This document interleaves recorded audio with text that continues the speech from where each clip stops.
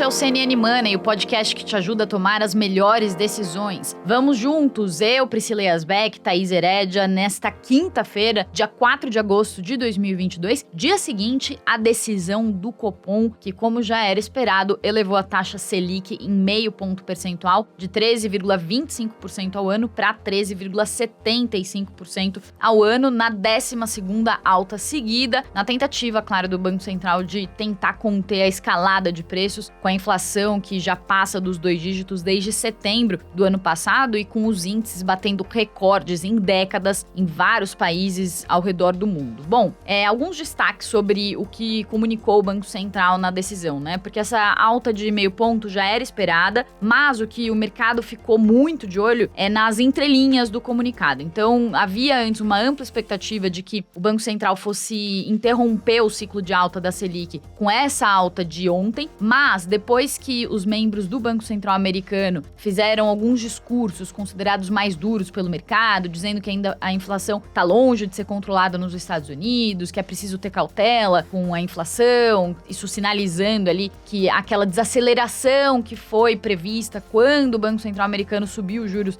lá nos Estados Unidos talvez não se concretizasse, ou o mercado teve uma reação exageradamente otimista sobre as falas de Jerome Powell lá atrás. Os membros do Fed regionais calibraram um pouco essas expectativas, colocaram ali o pé no chão, falaram que a inflação ainda não está controlada, e isso gerou uma dúvida maior sobre o que o nosso Banco Central falaria aqui. Então, lembrando, quando os Estados Unidos sobem os juros por lá, é como se eles subissem a régua do mundo todo, porque se a economia mais segura do mundo está subindo os juros, isso atrai muito fluxo de recursos para os Estados Unidos, e aí aqui no Brasil a tendência também de aumento de juros para que não haja uma saída de dólares, isso se reverta em mais inflação ainda, isso somado aos problemas locais. Então o Banco Central ontem fez referência exatamente a esses riscos de fora, a inflação que vem lá de fora, mas o que foi mais destacado do comunicado do Banco Central é que o Banco Central falou dos riscos aqui dentro para justificar, e esse é o ponto principal, uma possibilidade de não interromper o ciclo de alta de juros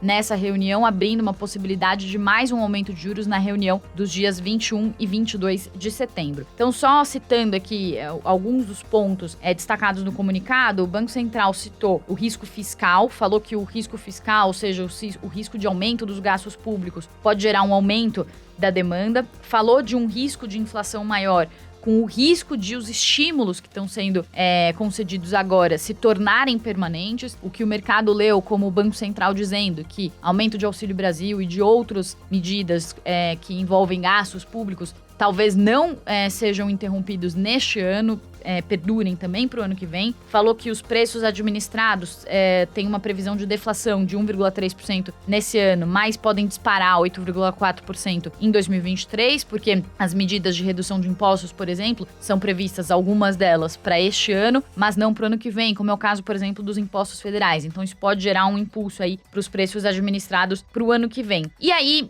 um outro ponto também que o mercado destacou, que o Banco Central pode fazer, então, mais um aumento de juros bem próximo às eleições, 10 dias antes das eleições, o que seria algo raríssimo, né? O que mostra também a independência do Banco Central. Mas fato é que o Banco Central está prevendo, então, um cenário aí desafiador por causa dos riscos fiscais. Os economistas todos têm falado que o Banco Central está sozinho na tarefa de controlar a inflação, já que a política fiscal, ou seja, os gastos públicos, estão se deteriorando, então sobra para o Banco Central a tarefa de subir juros para conseguir controlar os juros. E também um outro ponto final aqui que eu queria destacar antes de passar para a Thaís, é que o Banco Central fixou o primeiro trimestre de 2024 como ponto focal da garantia de convergência da inflação à meta. Então, ampliou o horizonte que observa ali os dados de inflação para tomar suas decisões, e fez isso no que foi interpretado como o Banco Central meio que jogando a toalha já de cumprir meta da inflação também para 2023. Então, seriam 3 anos aí do Banco Central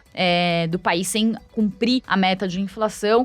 Por isso, o Banco Central joga ali as expectativas para frente, os cenários para frente, prevendo e mirando fechando ali o primeiro trimestre de 2024. Queria trazer aqui a análise que foi feita pelo Nicolas Borsoi, da Nova Futura, que ele falou o seguinte, que depois de meses com uma postura de subir agressivamente os juros para ficar à frente da curva, o Copom passa a uma postura de esperar e observar, escolhendo uma maior passividade para avaliar os efeitos das fortes altas da taxa de juros sobre a atividade. E sobre a questão específica de o Banco Central ter falado sobre os riscos de auxílios ficarem permanentes, também alguns economistas interpretaram que isso significa que o Banco Central até está falando, e a possibilidade de subir os juros mais uma vez em setembro, perto das eleições, os economistas também, alguns deles fizeram a leitura de que o Banco Central está observando o que vai acontecer em termos de campanha, de eleição, o que os candidatos que estão na liderança, Lula e Bolsonaro, vão anunciar de programas para a economia e como isso pode mexer também com expectativa de inflação e de gastos públicos. Então, eu perguntei exatamente sobre isso para a Alessandra Ribeiro, da Tendências Consultoria, como que ela viu essas referências ali, ainda que na linguagem do Banco Central, que é muito discreta, mas como que o Banco Central faz referência a esses riscos políticos e riscos que podem aparecer especificamente nas eleições e que podem afetar também essas perspectivas. Priscila, acho que tem sempre uma dificuldade quando a gente olha para a campanha, porque uma coisa é falar durante a campanha e outra coisa é quando o candidato senta efetivamente, ou seja, ganhou as eleições e senta efetivamente na cadeira e tem que conduzir a economia. Então, assim, há uma dificuldade muito grande de fazer essa transposição. É fato que a gente tem aí alguns sinais, mas quando senta-se lá e tem realmente, o motor lá para guiar, a história é outra. Mas acho que tem sim uma preocupação muito grande em ambos os candidatos aí que estão mais competitivos para a eleição agora, de 2022, para assumir a partir de 2023. Acho que tem um risco fiscal importante. Não é à toa que o Banco Central destacou, eu acho que aumentou, inclusive, esse alerta em relação ao risco fiscal no comunicado de ontem, destacando a possibilidade desses incentivos todos ficarem permanentes. E eu diria que não só os incentivos que foram dados ficarem permanentes, mas acho que tem um risco a partir de 2023 de a gente ter medidas adicionais de aumento de gasto, com mudança de regra do teto, com ajuste de funcionalismo público, que eu acho que é um caldeirão aí que vai ter que ser enfrentado a partir de 2023, e isso tudo reflete-se em demanda, ou seja, mantém a demanda aquecida e dificulta o trabalho do Banco Central de esfriar a economia e controlar a inflação. Então, acho que esse risco ele é grande e acho que tem que ficar no radar do Banco Central.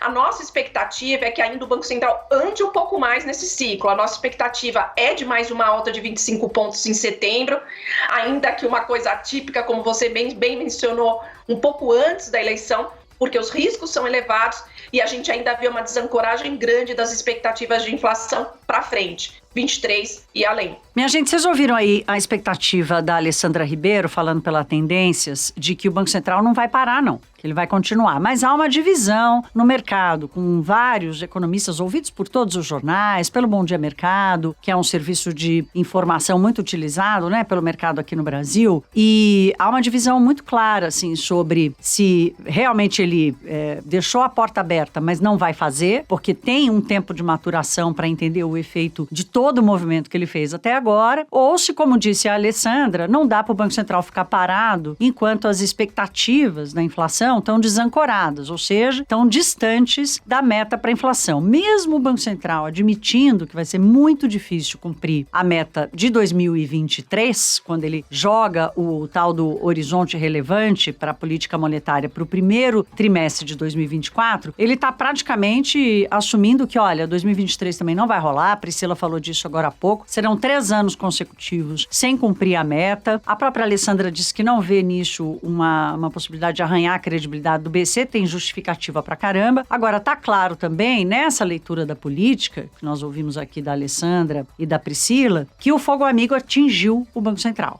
que tá mais difícil para ele fazer o trabalho dele. O trabalho dele, qual é? Reduzir a inflação. Para ele conseguir fazer isso, ele tem que reduzir a demanda agregada da economia brasileira, da atividade econômica do país. E ele faz isso subindo juros e o governo faz o contrário, aumentando benefícios, reduzindo impostos, portanto, aumentando a renda disponível e estimulando o consumo. Aliás, essa é uma história repetida no Brasil, né? De que o Banco Central sempre precisou fazer uma dose a mais por causa do fiscal, porque ele anda sozinho nessa avenida com todo o governo andando na direção contrária. É essa a justificativa, inclusive, para a diferença da estimativa para o PIB. Esse ano, a atividade econômica vai crescer mais, né?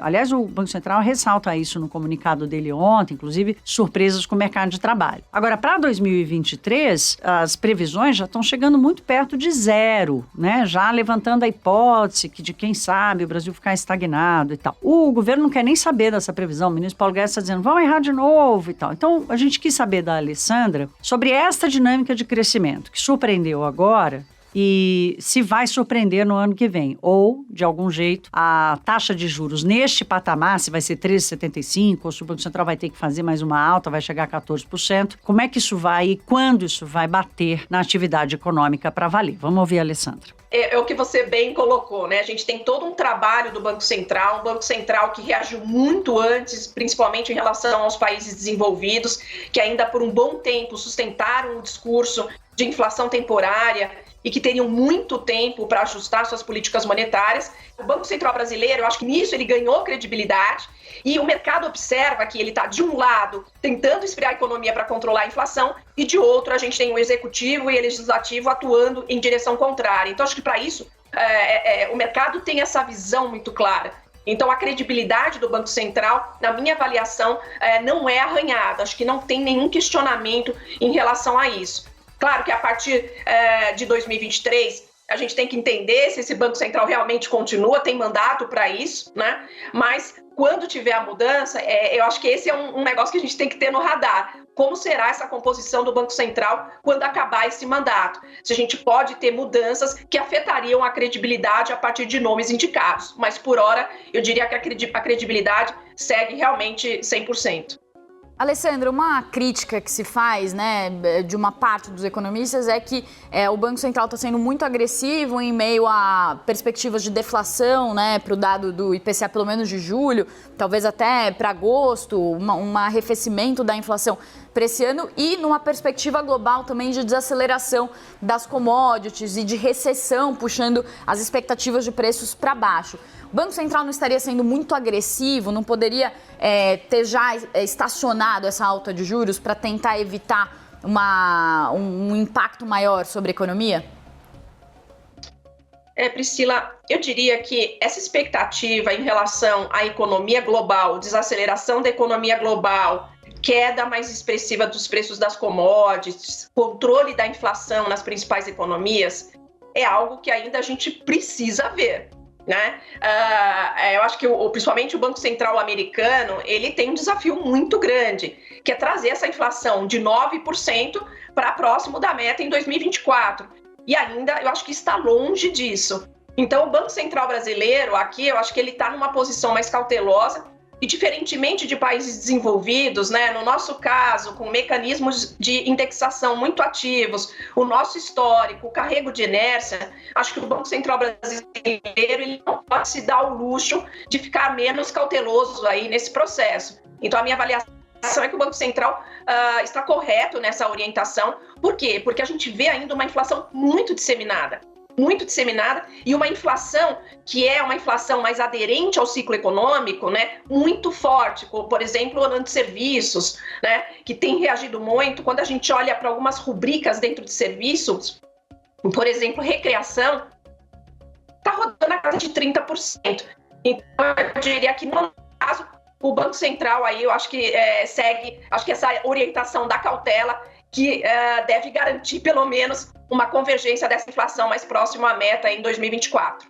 Ô, turma, para terminar esse assunto de Copom e da elevação da taxa de juros, vamos falar um pouquinho de investimentos, mas a dica aqui é vocês acessarem uma reportagem no site da CNN Brasil, uma matéria com levantamento feito exclusivo para o CNN Business, um levantamento do Michel Viriato, estrategista da Casa do Investidor, que mostra a diferença da rentabilidade de R$1.000, agora com a taxa de juros, nesse patamar de 13,75%, e outros produtos, outros ativos financeiros. CDB, título público, pré-fixado, pós-fixado. É super legal dar uma olhada nas simulações para vocês entenderem a diferença e fazer uma alocação, né, se for o caso de ter aí um dinheirinho sobrando no orçamento para esse investimento, fazer uma alocação que você não vai perder nem para a inflação e nem para outros produtos que são acessíveis e que você pode garantir aí alguma rentabilidade do teu dinheirinho suado, tá bom? Então, cnnbrasil.com.br,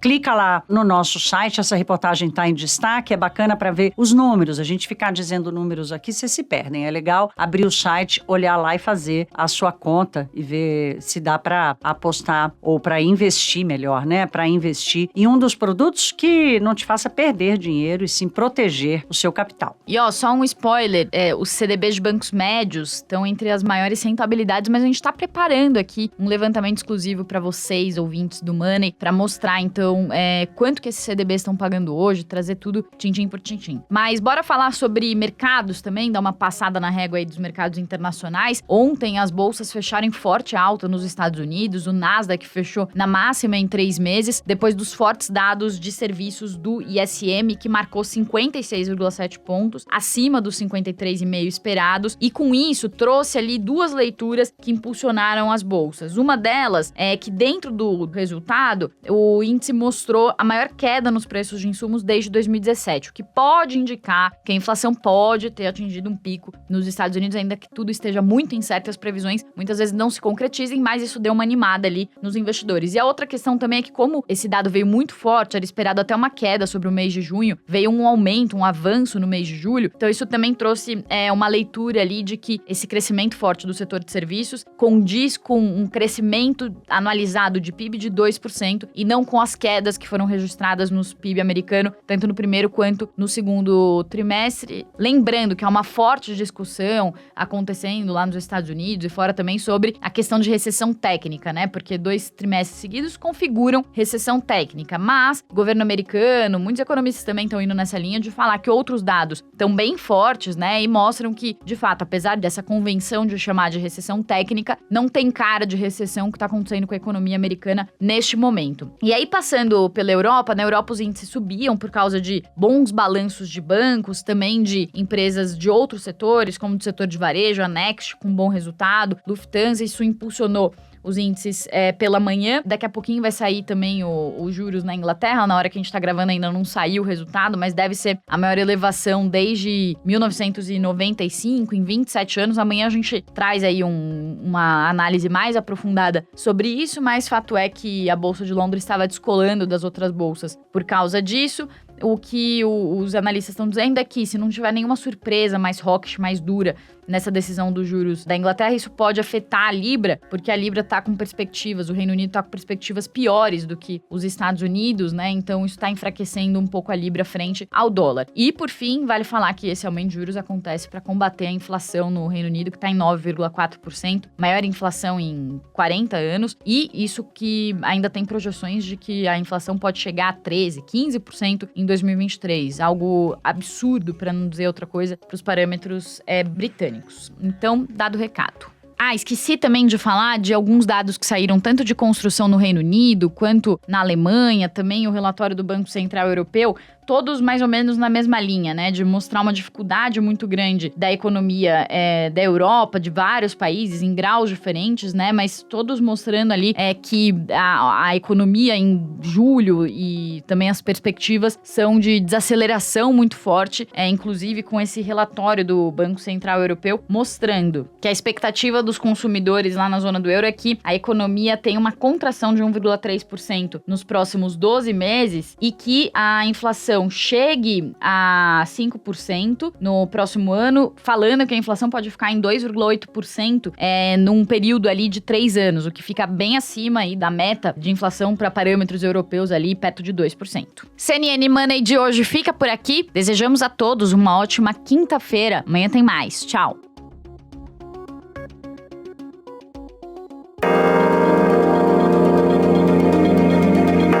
Apresentação, pauta e coordenação editorial de Thaís Hered e Priscila Yazbek. Este podcast é produzido pela CNN Brasil, com edição da Maremoto. Produção, Larissa Coelho e Fabrício Julião. Edição e sonorização, Jux. Coordenação técnica, Paula Weinberg e Felipe Gomes. Coordenação de produto, Verônica Schneider. Você também pode ouvir o CNN Money no site da CNN Brasil. E aproveite para conhecer os nossos outros programas em áudio. Acesse cnnbrasil.com.br/podcasts.